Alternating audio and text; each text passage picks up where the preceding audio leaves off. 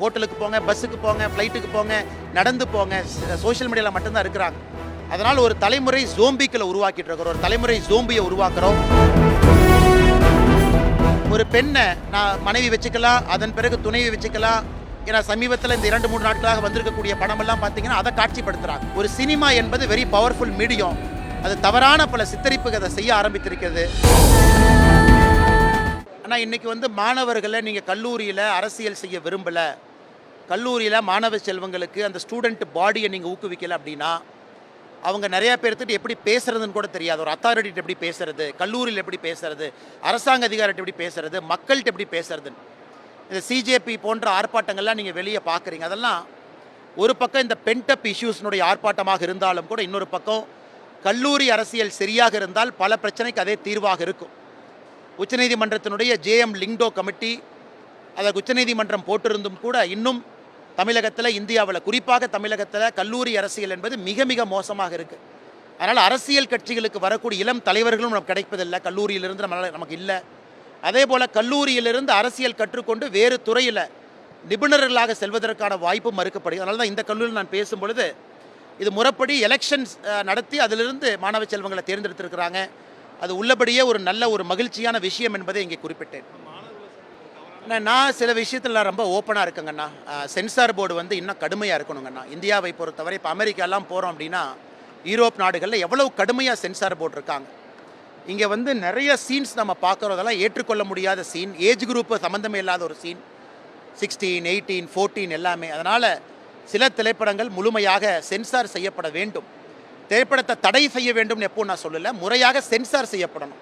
அப்போ யார் போகலாம் யார் போகக்கூடாது அப்படிங்கிறது தியேட்டரில் ஸ்ட்ரிக்டாக என்ஃபோர்ஸ் பண்ணணும். எத்தனையோ படங்கள் சென்சார் கொடுத்தும் கூட தியேட்டரில் அதை என்ஃபோர்ஸ் பண்ணுறது இல்லை, எல்லாத்தையும் உள்ளே விடுறாங்க.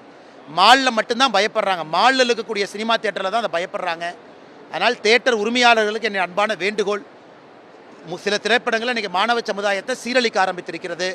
நீங்கள் சரியான இடத்துல சென்சார் குறியீடுகளை நீங்கள் பின்பற்றணும். அதே போல் சென்சார் இன்றைக்கி பெரிய ஸ்டார் நடித்திருந்தாலும் கூட எந்த காட்சிகளை அனுமதிக்கணும், எந்த காட்சிகளை அனுமதிக்கக்கூடாது அப்படிங்கிறதையும் சென்சார் முடிவெடுக்கணும்.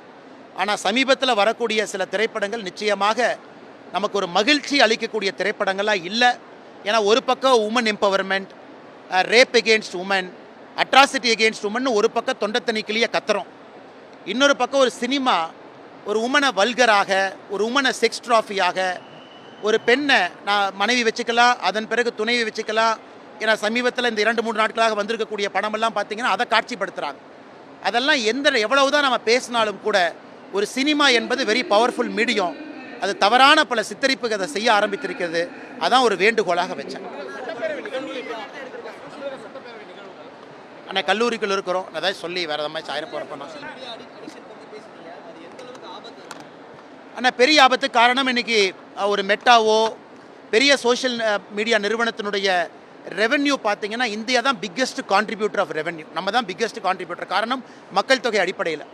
இன்னும் எல்லோருமே ஒரு அக்கௌண்ட் வச்சுருக்கனால நம்ம அடிக்ட் ஆகிட்டோம். அல்காரிதம் மக்கள் அடிக்ட் பண்ணுது, அல்காரிதம் அந்த ஃபீடை கொடுக்குது. ஸோ டோப்பமைன் அடிக்ஷனில் பாதி பேர் ஹோட்டலுக்கு போங்க, பஸ்ஸுக்கு போங்க, ஃப்ளைட்டுக்கு போங்க, நடந்து போங்க, சோஷியல் மீடியாவில் மட்டும்தான் இருக்கிறாங்க. அதனால் ஒரு தலைமுறை ஜோம்பிக்களை உருவாக்கிட்டு இருக்கிறோம், ஒரு தலைமுறை ஜோம்பியை உருவாக்குறோம். இந்த மாணவ செல்வங்களுக்கு சோஷியல் மீடியாவும் கண்ட்ரோல்டு என்விரான்மெண்ட்டில் கிடைக்கணும். அதுவும் கூட முக்கியம். ஒரு அமெரிக்கா நிறுவனம் வாழவோ, ஒரு யூரோப்பிய நிறுவனம் வாழவோ, இந்தியாவில் இருக்கக்கூடிய நம்முடைய கஸ்டமர்ஸ் அண்ட் கன்சியூமர்ஸ் ஒரு கினியா பிக்கை போன்று இருக்கக்கூடாது என்கின்ற கருத்தை இங்கே நான் வச்சேங்கண்ணா. ஏன்னா ஆஸ்திரேலியா அண்டர் 16 கீழே தடை பண்ணியிருக்காங்க, ஆஸ்திரேலியா தடை பண்ணியிருக்காங்க, இங்கிலாந்து தடை பண்ண ஆரம்பிச்சிட்டாங்க. உலகத்தில் இருக்கக்கூடிய நாடுகள் எல்லாம் அண்டர் 16 கீழே 16 வயசுக்கு கீழே இருக்கக்கூடிய மாணவ செல்வங்களுக்கு சமூக வலைதளம் என்பது முற்றிலுமாக தடை. அவங்கெல்லாம் முன்னேறிய நாடுகள். ஆனால் இந்தியா போன்ற நாடுகளும் அதை ரொம்ப பரிசீலிக்கணும், தடை செய்ய ஆரம்பிக்கணும், கண்ட்ரோல்டு என்விரான்மெண்ட்டில் கொடுக்கணும் என்பதும் என்னை போன்ற மனிதர்களுடைய தொடர்ந்து நாங்கள் வைத்துக் கொண்டிருக்கக்கூடிய கோரிக்கையாகவும் இருக்குது. நிறையாங்கண்ணா சோஷியல் மீடியாவை பார்த்து கொலை பண்ணுறாங்க, சோஷியல் மீடியாவை பார்த்து கொலை பண்ணதுக்கப்புறம் அந்த கிரைம் சீனை எப்படி வெளியே வரலான்னு பார்க்குறாங்க. அதில் நல்லதும் நடக்குது, இல்லைன்னு நான் சொல்லிங்கன்னா. ஆனால் நிறைய கெட்டது நடக்குது. பால்ய பருவம், வயது குறைவான ஒரு பருவம், 14, 15, 16, இம்பர்சனபிள் மைண்டு, எதை பார்த்தாலும் நம்பக்கூடிய ஒரு வயசு. இன்றைக்கி இந்தியாவுடைய சமூக வலைதளத்தினுடைய தாக்கம் அதிகமாக இருக்குது. ஆஸ்திரேலியா, இங்கிலாந்து எல்லாரும் பின்பற்றும் பொழுது இந்தியா போன்ற நாடுகள் கடுமையான சட்டங்களை கொண்டு வருவதற்கு எதற்காக தயங்க வேண்டும் என்பதும் என்னுடைய கருத்துங்கண்ணா. அது காவல்துறை செய்வது சப்ளைங்கண்ணா. நீங்கள் டிமாண்டை கண்ட்ரோல் படுத்த முடியாமல் போதைப் பொருள் நம்ம கட்டுப்படுத்த முடியாதுங்கண்ணா. கல்லூரி ஒரு கல்லூரியிலையும் ட்ரக் அம்பாசிடர் இருக்கணும். பத்திரிகை நண்பர்கள் நீங்கள் தான் ரொம்ப முக்கியம். நீங்கள் அதை பற்றி பேசணும், எழுதணும். அரசை இன்னும் நீங்கள் ஃபோர்ஸ் பண்ணணும். அதனால் அரசு செய்வது சப்ளை கண்ட்ரோல். ஆனால் நீங்கள் டிமாண்டை என்னை கண்ட்ரோல் பண்ண ஆரம்பிக்கிறீங்களோ அதற்கு இது போன்ற விழிப்புணர்வு நிகழ்வுகள் நிறைய நடக்கணும். டிமாண்டும் கண்ட்ரோல் ஆக ஆரம்பிக்கும் பொழுது முழுமையாக நம்முடைய தலைமுறையில் ஒரு போதை இல்லாத தமிழகத்தை உருவாக்க முடியும் என்று நம்புகின்றேன். சட்டமன்ற நேரலை வந்து பெரும் விவாதமாக ஏற்பட்டிருக்கு. இப்போ இளைஞர்கள் வந்து சட்டமன்றத்தை பார்க்குறாங்க. ஆனால் எதிர்க்கட்சி வந்து பார்த்தீங்கன்னா அதை வந்து ரீல்ஸாக கன்வெர்ட் பண்ணிடுறாங்க. அவங்க ஒரு பதக்கத்தில் பேசுகிற மாதிரி இருக்குது. ஸோ அந்த நேரலைங்கிற விஷயம் நீங்கள் எப்படி பார்க்குறீங்க? சட்டமன்றத்தில் நடக்கிறது மக்களுக்கு நேரலையாக தெரியுது. அண்ணா, சட்டமன்றத்தை பொறுத்தவரை அது டிராமா மன்றமாக மாறிவிடக்கூடாது என்பது தான் என்னுடைய கருத்துங்க அண்ணா. சட்டமன்றம் ஆக்கப்பூர்வமாக, உணர்வுபூர்வமாக மக்கள் பிரச்சனைகளை மட்டும் பேசக்கூடிய இடமா இருக்கணும். ஆனால் இன்றைக்கி நாம் பார்க்கும் பொழுது ஏதோ பழைய பஞ்சாயத்தெல்லாம் சட்டமன்றத்தில் வந்து தீர்த்து கொள்வதாகத்தான் நான் பார்க்குறேன். அரசியலுக்கு வருவதற்கு முன்பு இருந்த பஞ்சாயத்தும் சட்டமன்றத்தில் தீர்க்கப்படுகிறது. சட்டமன்றத்தில் சில மெம்பர்ஸ்க்கு இருக்கிற பஞ்சாயத்தும் அங்கே தீர்க்கப்படுகிறது.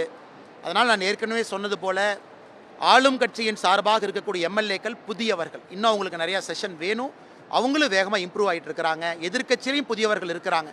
அதனால் இன்றைக்கி சட்டமன்றம் ஒரு டிராமா மன்றமாக மாறிவிடுமோ என்கின்ற ஐயம் தமிழக மக்களுக்கு ஒரு கேள்வியாக எழுந்திருப்பதை பல இடத்துல நான் தனிப்பட்ட முறையில் பார்க்கிறேன். நன்றி.